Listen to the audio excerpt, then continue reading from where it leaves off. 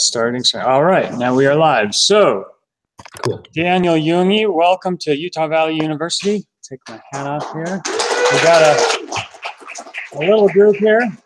Great. About 25 folks. Great. And we just watched your great film. Well, thank you. I love it. Like we talked about beforehand, this generation, like one of the guys who was in here was like, Evel Knievel. Why does that name sound familiar? Right.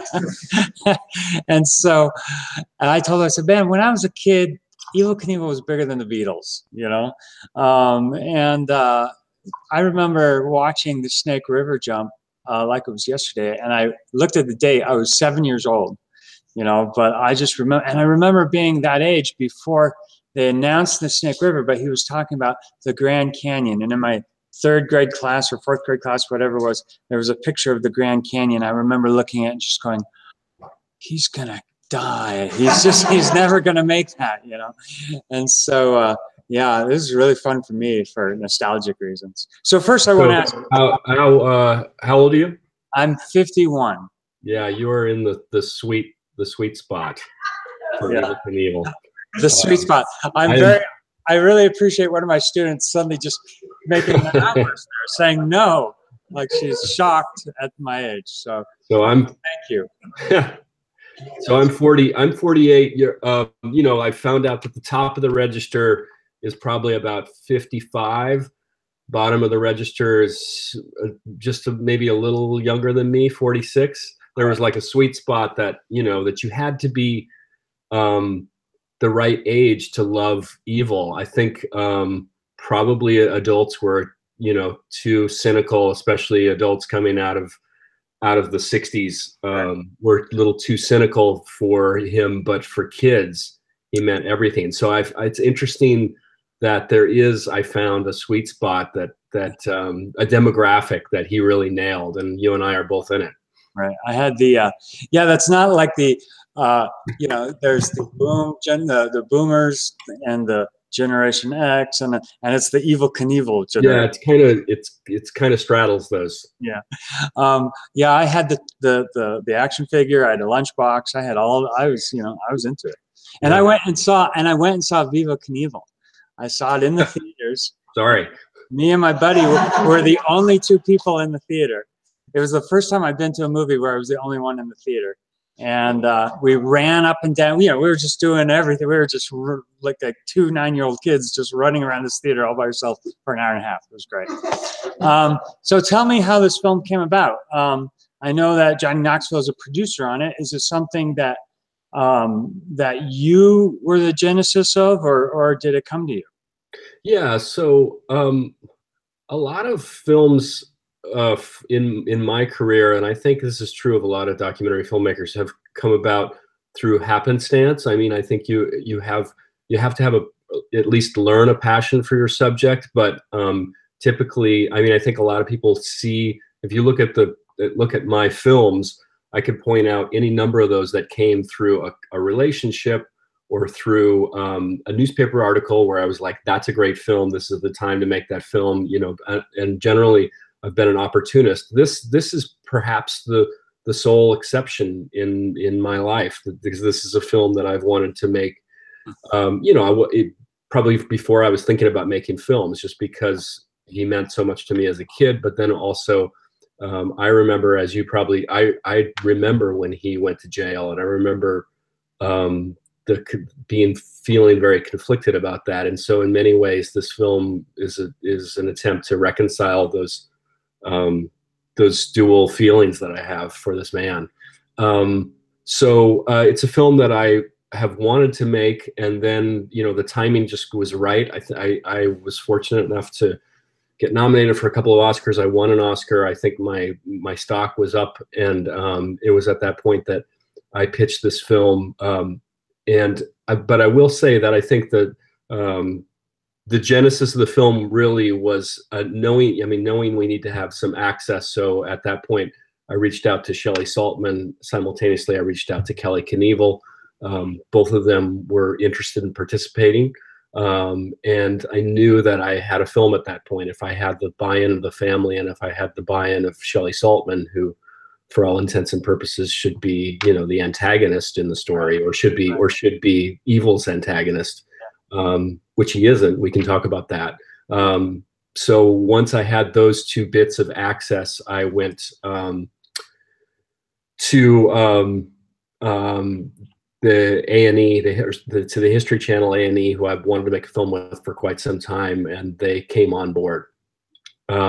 At that point, though, it went up the food chain at A&E, and Johnny Knoxville had pitched a narrative film on Evil to them, and they kind of married the two in their mind and said, would you be willing to team up with Johnny Knoxville? And it, you know, there was just a moment of hesitation. I was like, Johnny Knoxville, and then it clicked, and it was just, you know, it was perfect, and he ended up being a perfect partner on the film. He's actually a very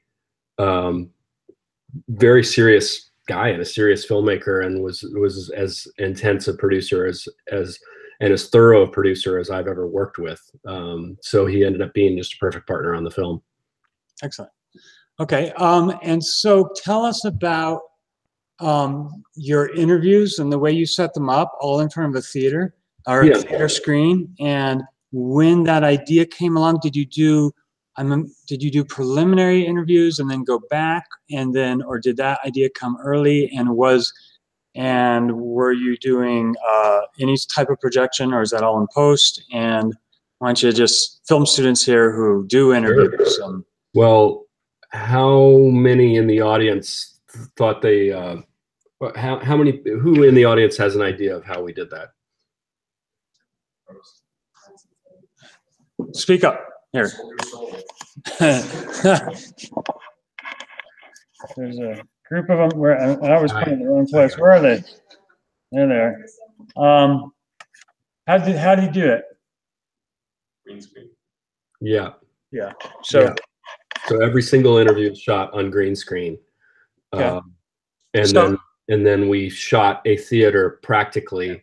The theater is actually a historic theater in Denver, where I made the film. You know, I was kind of based out of Denver at that point.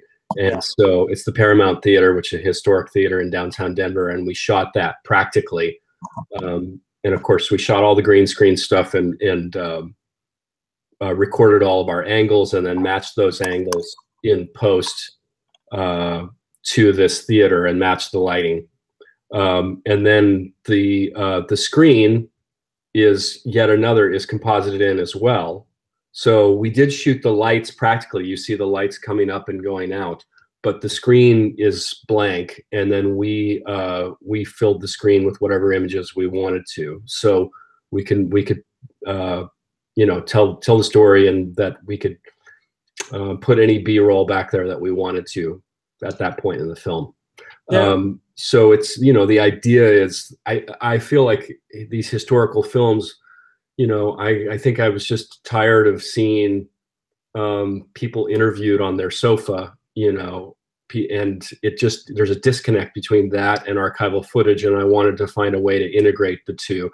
And so the idea, and I've seen some films where archival is projected back behind someone, but if it's not set in a practical way, it's just, it doesn't, you know, it doesn't feel real. So that's where we came up with the device of a movie screen, and also, you know, the idea that Knievel was bigger than life, and so that made sense. And then the fact that the Snake River was projected on movie screens all around the country, I think it was the first thing to be live event to be broadcast into movie screens. So it made sense.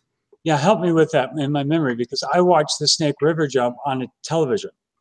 So yeah, so you watched it as I did on Wide World of Sports, and that was like 2 weeks after the fact. So we all knew.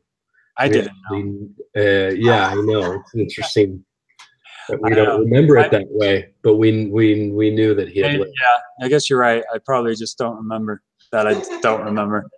Anyway, so I got thrown by the theaters. I would have said green screen too, except there's a credit about theaters in the closing credits with a list of theaters.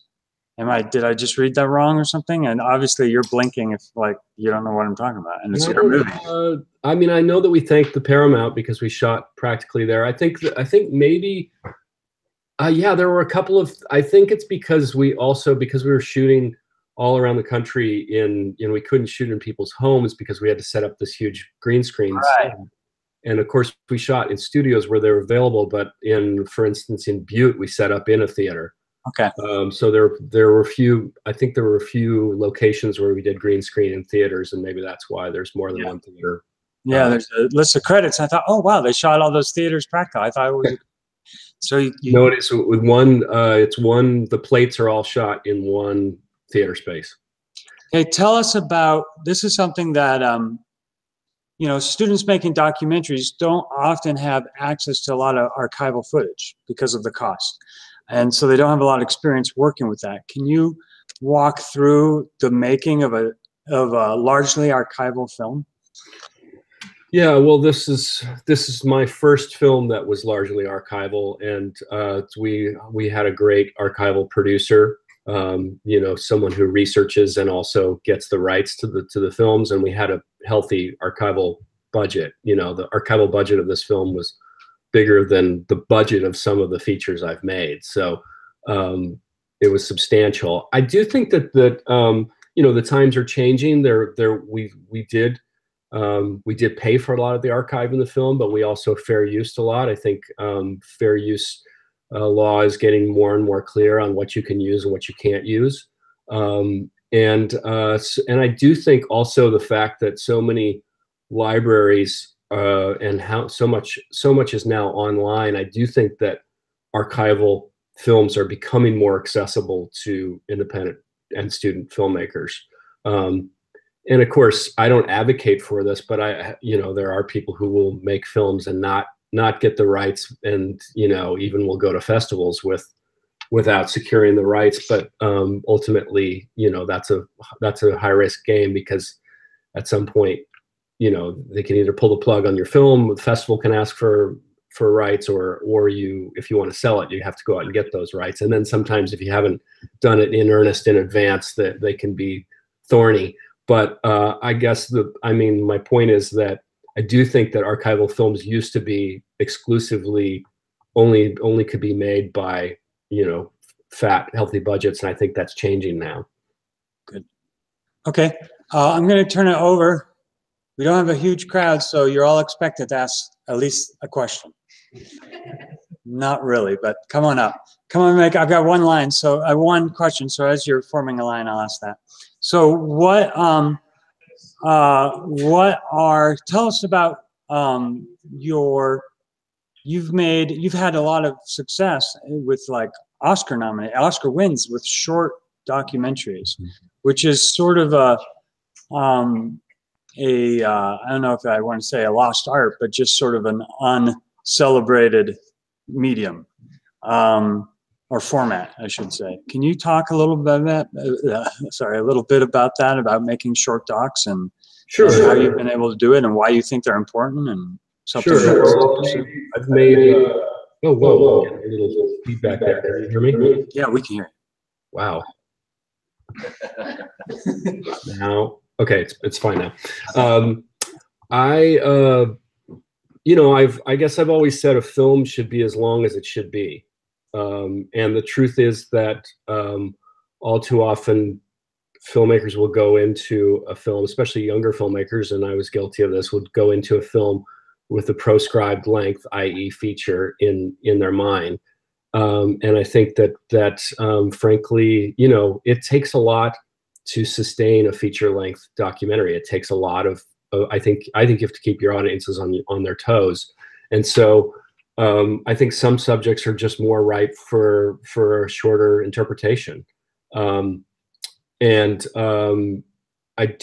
are some venues, in fact, there's actually more venues, more and more, especially now with Netflix getting into the game, more high profile venues for short docs.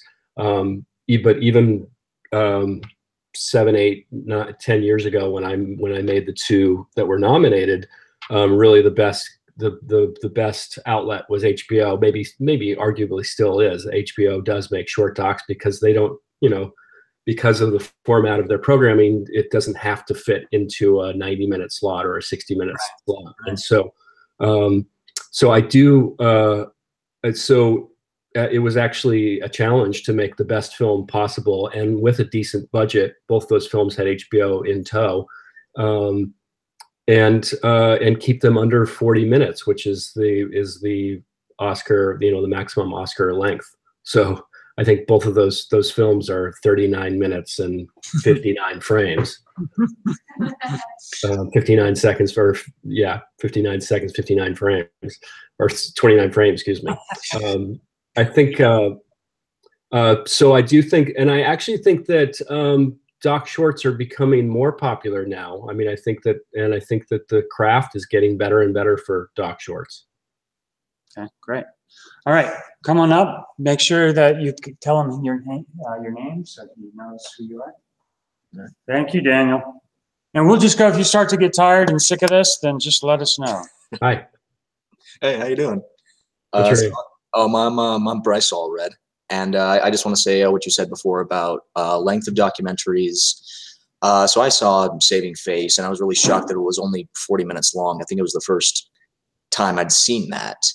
And with such a powerful story, I expected it to be the full, well, I mean, not full, but I expected it to be longer. But as short as it was, how powerful as it was, I agree it was as long as it needed to be.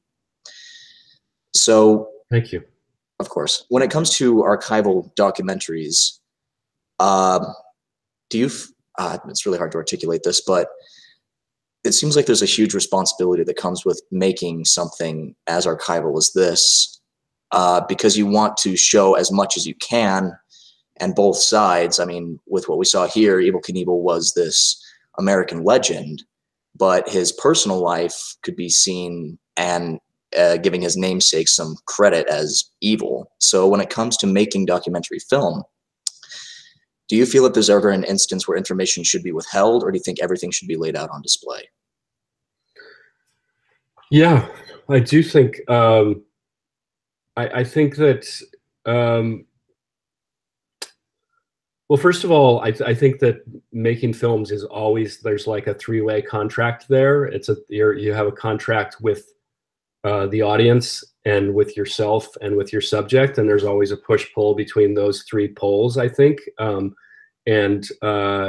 think that in terms of you need to do something that satisfies yourself as an artist, but if you go too far with that, then it's a very indulgent process. You need to satisfy your audience, but if you go too far with that, then you're not being true. You could be not true to yourself or to the subject, but also you need to be somewhat true to the subject, I think, because it's not only for the sake of veracity or truth, but I do think that there's a compact there with the subject as well. I'm not really into character assassination, so I think that there's those three poles always pull you in the production and post-production process.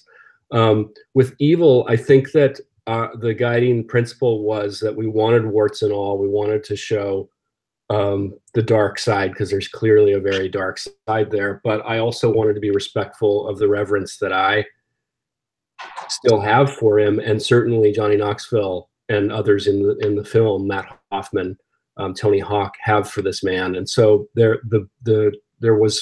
we tried to find a balance between being truthful, but also not, indulging in character assassination, and I just don't think at the end of the day anyone would really want to watch that film. And to those ends, there were some things in the tapes, in Shelley's tapes, that were just downright vile. Oh, yeah. And I think, well, there's some things on screen, but there's some stuff too that did not make the screen, and it just, at some point, it just became just too much, and it really didn't. It didn't help the story we were trying to tell. Okay. Well, great. I thought it was fantastic. It was a great watch, and thank you for your time. Thank you. Hello, I'm Laura Henze. Hi. I have more of a personal question for you than like a maybe film-related question, but just watching the film, I was curious, having this person be your childhood hero, then as you're researching and interviewing these people, was there anything that you found out that maybe you were surprised about that you didn't know or maybe weren't fully aware of as a kid? Yeah, I mean, there was lots of stuff. I mean, this, especially the backstory. I had no idea that that he had such a crazy backstory and that he lived all these different lives. And we didn't even actually put all of it in the film. You know, there's things like he was a ski jumper, and there was many chapters in his backstory that we couldn't fit in the film because that just would have been a movie unto itself.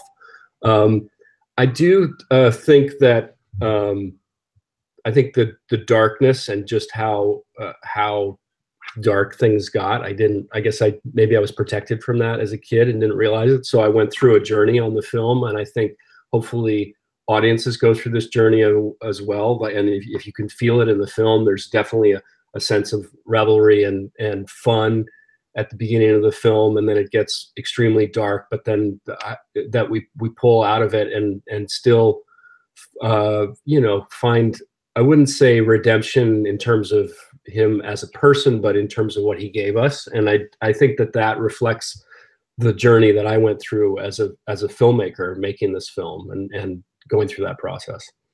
Awesome. I definitely felt like I saw that, but I was just curious if there are any things, because, you know, as a kid, sometimes you don't know everything. So that definitely answers my question. Thanks so much. Thank you.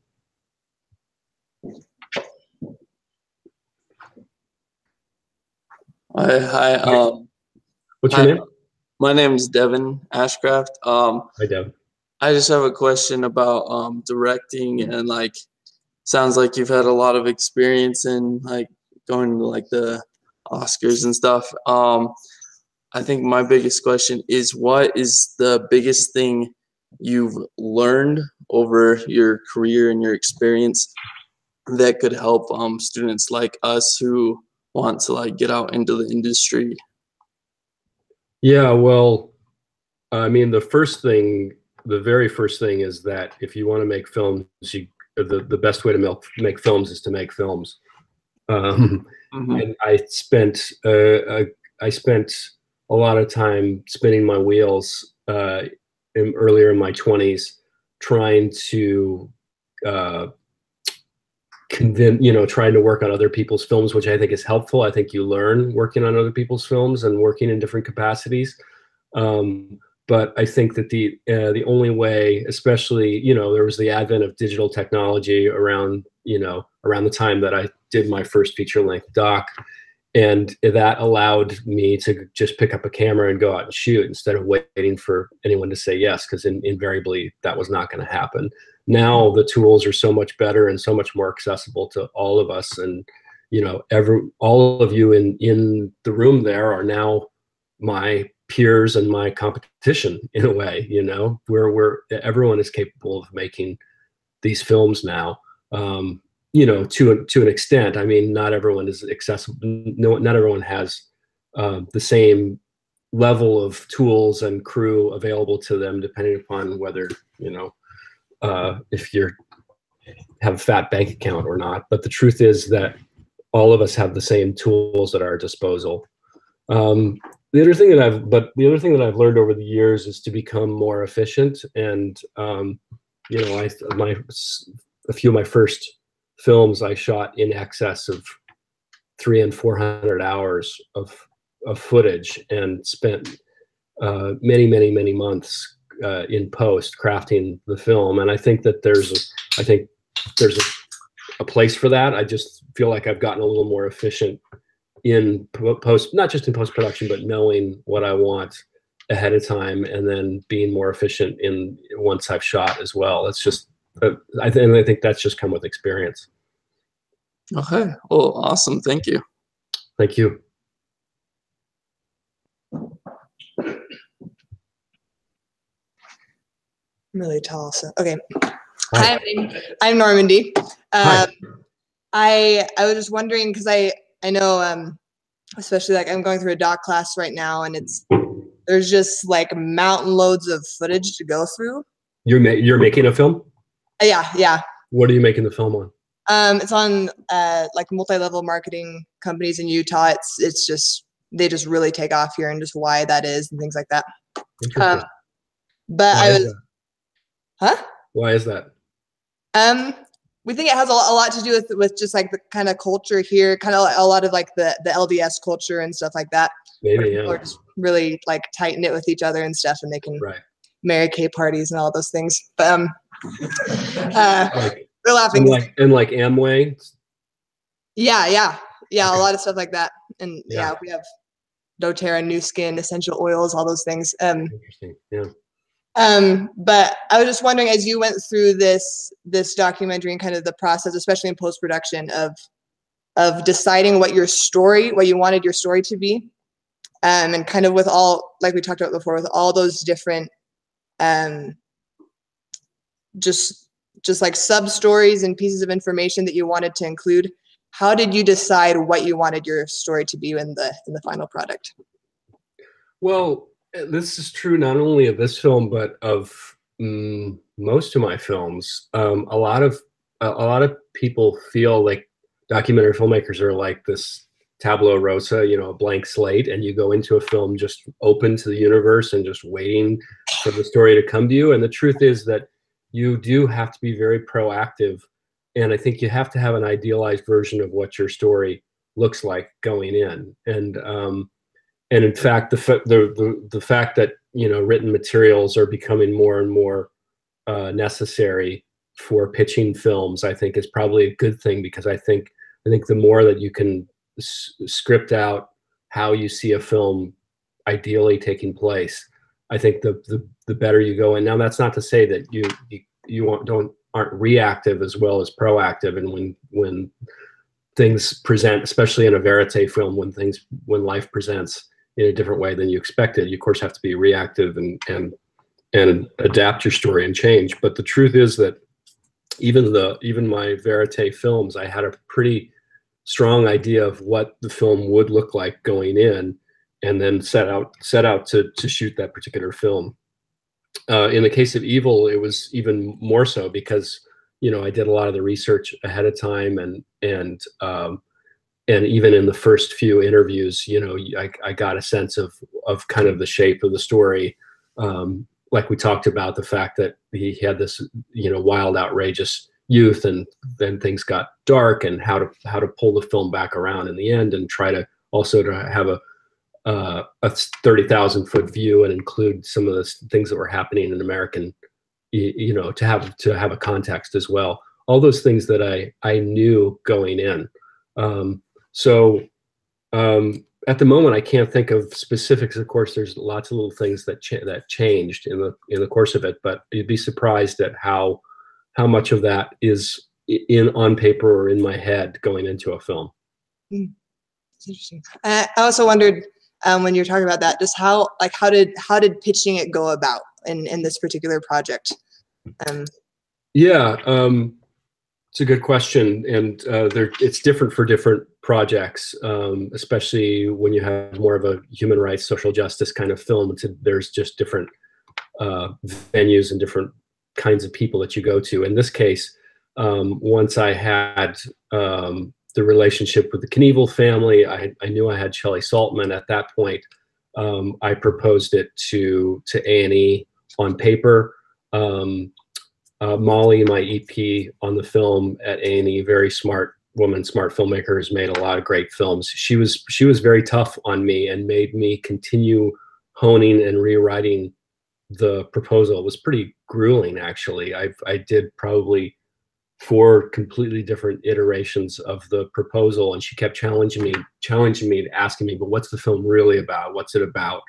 And at the time it was frustrating, but it was actually really helpful, because I think that kind of rigor early on made me kind of question all of the kind of big picture, not just the point-to-point history of Evil, but kind of the bigger picture and what this meant. And I think, it's where some of the themes came about, the fact that this is a quintessential American story, and what was happening in the country at that time, and why we needed Evil, and also the idea of creating a persona and then needing to live up to the persona. Some of those themes were really things that we were already fleshing out on paper early on.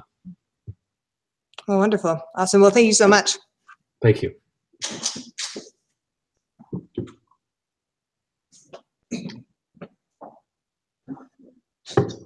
Hi, my name's Errol. Hi, Errol. My hair's It's a good documentary filmmaker's name.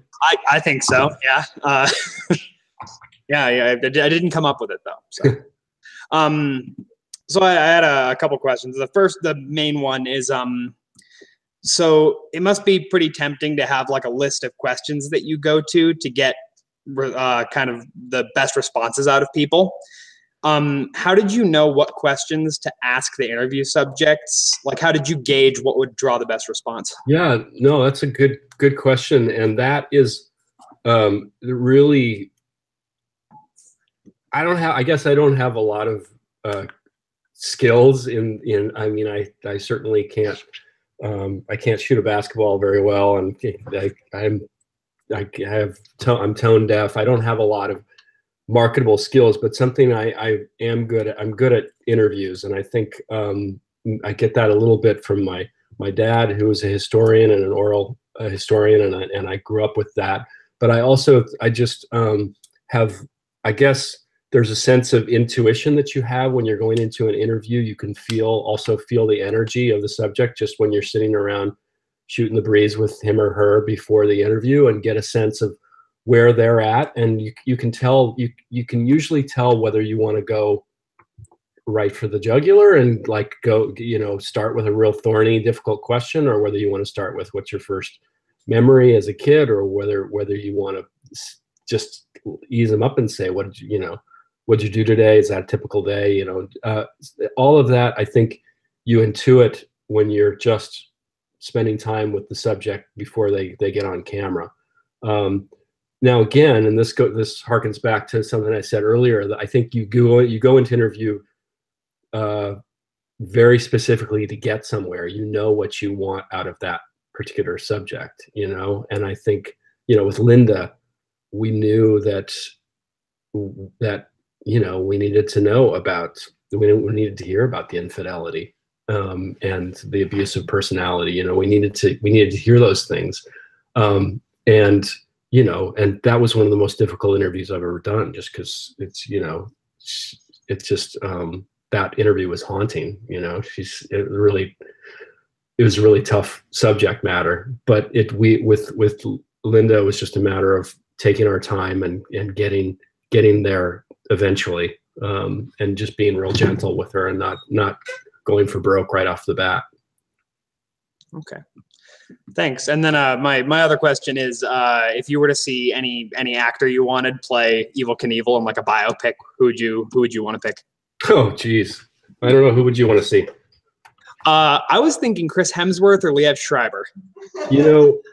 My ideal casting for him, unfortunately, is not possible anymore, but Heath Ledger would have been an incredible Evel Knievel. Just physically he looks so much like him and has that persona. He would have been amazing. Okay, cool. Thank you. I think we'll see soon. There's I think there's a few fiction projects in the pike, so we'll see what the casting looks like. Cool. Thank you.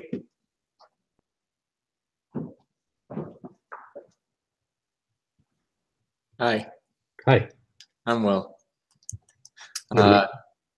Just wanted to ask, as far as like the music goes for the movie, how you went about picking, like you mentioned at the beginning, that it started off kind of like a raucous, fun time, and then it started to get a bit darker, and then it kind of ended on a happier note. How you picked out how it was going to sound behind those things? Yeah. Well, first of all, we knew that we wanted some period music. We start out with T-Rex as the first track in the film. We had a limited, those things get pricey very quickly. And so we knew I think there's a total of like, I don't know, maybe 8 pre-recorded tracks in the film, and that's about all we could afford. Now, but I have a few composers that I work with regularly, but this one probably I work more regularly with John, composer on this film, than any other, and he did just a great job of not only the kind of the ambient scenes, the scenes that he's just adding a tone or actually scoring, and then there's other stuff that's very period specific, where we had tracks in the temp mix where we had like known, you know, like a rockabilly track early on, and we just ultimately couldn't afford all of those. You know, that gets expensive, and so he did sound-alikes and did period stuff, and then we aged the music up, and so there's a lot of stuff in the film that really feels period, and you would think it's period music, but it isn't. It's all scored by our composer. Yeah, I thought I caught Sympathy for the Devil in there somewhere. No, well, there's probably there's I don't know if we did a sound alike for Sympathy for the Devil, but there's definitely stuff of that ilk in there. Well, thank you very much. Sure. Come on, no other questions? Oh, we got one. Just one out here for you. Yeah.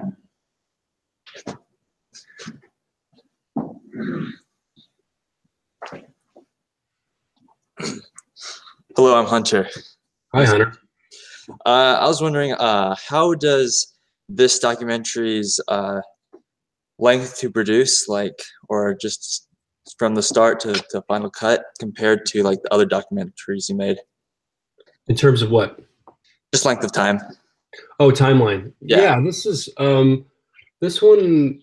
I think the full gestation period would have been like I think a year and a half between pitching and premiering. And so in the grand scheme of things, I think that that's relatively normal to fast. Maybe it might have been closer between a year and a half and 2 years. So I think that that's pretty typical. I think any doc that you're able to start and finish within a year is lightning fast. And I also, I've done films that have taken 3 and 4 years. I have one film that I've been working on for like 8 years now. So this one I think was in the medium to short range at a year and a half, 2 years. Awesome. Thank you. Sure. Thanks. All right. Well, if they're being a little shy, I've got a couple more for you. If you could hold, if you're still holding up with us. It's really hard when we do people on the East Coast because they're like falling asleep while we're talking to them. You know. So you mentioned Veritate Films. And for those of you who haven't had any of my classes, if you don't know what Veritate is, it's just purely observational, fly on the wall type of an idea. And in the election day project that we both did, your segment was very slick and really solidly made, I felt. Remind me, Dwayne, which one you shot? I did the Utah stuff with the woman who was doing Evan McMullen. That's right. That was great. Thank you. And so what kind of advice? She's the only one in the film that has like an arc, like, you know, where you can, because everyone in the film, no one changes their mind, and she starts to question herself a little. Exactly. Yeah. No, she's really important in the film for that reason. She was wonderful to be with. She was just it was a lot of fun.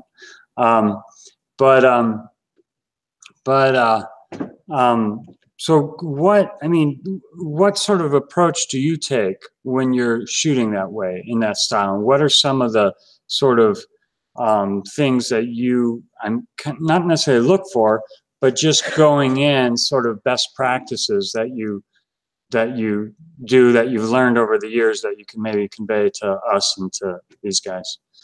I poke people a lot. That's my best practice. I'm being facetious, but I do. I actually, I think that I'm probably too impatient to come from the Frederick Wiseman school of just being a complete fly on the wall and standing back, because I usually am already editing in my head as I'm shooting, and therefore I'm usually asking subjects to walk through doors again, or to say something again, or asking people questions, even in the case of if I I usually include interviews in the film. I have no problem with interviews. Some pure observational filmmakers don't like interviews. I don't have any problem with them. But sometimes if I know that I don't want to include an interview, I will say, can you ask him this question? Now I don't think I'm ever doing anything that isn't, you know, the purists in the room would probably say, well, then you're already affecting what's on the screen there. You're affecting life. Right. And what's your philosophy? To that, I would say the very fact that you're in the room with a camera is affecting life. So I guess my rule of thumb is not to provoke people in a way that doesn't reveal what they would really do in that moment. I'm just making sure that I get it recorded for the camera, because I think filmmaking is a condensed version of life, and sometimes life doesn't play out exactly what you need to tell a coherent story in the edit, and I've been stuck too many times in the edit. So I guess when I'm doing verite filmmaking, I'm usually editing in my head while I'm shooting, whether I'm shooting myself or whether I'm have a shooter with me. Right. Excellent. And then the last question is just, every time I watch an archival with the archival films that I've made, there's always been a thing that somebody sends us that kind of blows our mind, that can't believe we just found this. And was there anything in there that you found that was just like, that you can remember being completely thrilled by? Well, the tapes, we didn't, I didn't know when I first talked to Shelley that he had done these tapes.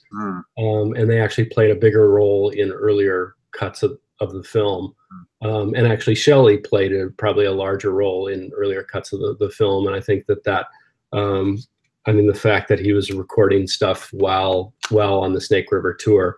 But I honestly felt like there were so many gems along the way that even things that weren't necessarily undiscovered, the fact that the things like the speech at Snake River, and the footage, some of the footage at Snake River that had been seen but hadn't been seen for 20 years, and when viewed in a context, I think when you see the unraveling of this guy, and then you looked at some of this footage again, it just seemed all the more salient, and really in that way it felt like uncovering treasure, even though it already had been seen and viewed by the public. What was the oldest piece of archive that you have of Knievel? Is it him on Ventura Boulevard, even though that's not really wherever that? No, I mean, we had a few photos of him even as a kid. Right. But no, the stuff on Ventura, you're seeing some stuff in the film of him sort of in the late 60s, which is faking for earlier 60s. Sure. And that's just something you have to do. I mean, it was either that or go out and shoot recreations. So we're just faking later footage for earlier moments. Right. Okay. Well, any last questions? It's been a real pleasure. Thank you for taking your time. I really appreciate it. I think everyone learned a lot. So let's give them a big round of applause. Thank you. And, thank you very much for having me, and good luck with all of your films that you're making. And good luck on your big project that you're working on now. So, thanks, Wayne. see ya. Bye-bye.